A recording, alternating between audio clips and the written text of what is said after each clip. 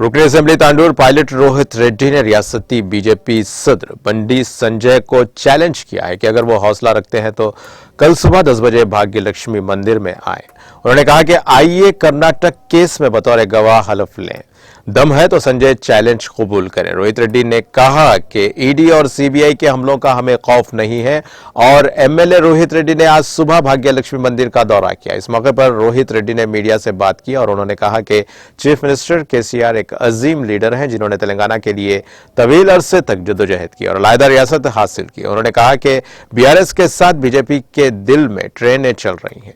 वुकला ED के notice को देखकर हैरान है। उन्होंने कहा कि ईडी के नोटिस में सिर्फ उनका जाती बायोडाटा पूछा गया था। उन्होंने कहा कि ईडी के नोटिस में सिर्फ उनका जाती बायोडाटा मांगा गया है और उनके कार्यज्यों पब्लिक डोमेन में दस्तयाब है।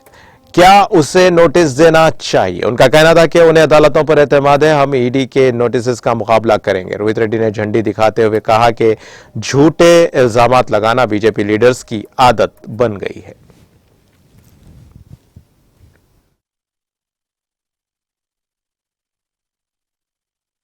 ఆ విధంగా ఉంటే మరి నాకు వచ్చిన ఈడీ నోటీస్ లో ఇప్పుడు నేను తప్పకుండా పాత్రికేయ మిత్రులు అందరికీ కూడా ఇస్తాను.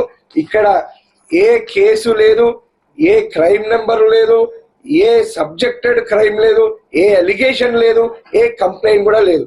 దీంట్లో ఇది కేవలం ఆయన గుండు ఎంతైతే ప్లేన్ ఉంటుందో ఈ నోటీస్ కూడా అంతే ప్లేన్ గా ఉంది తప్ప దీంట్లో ఏ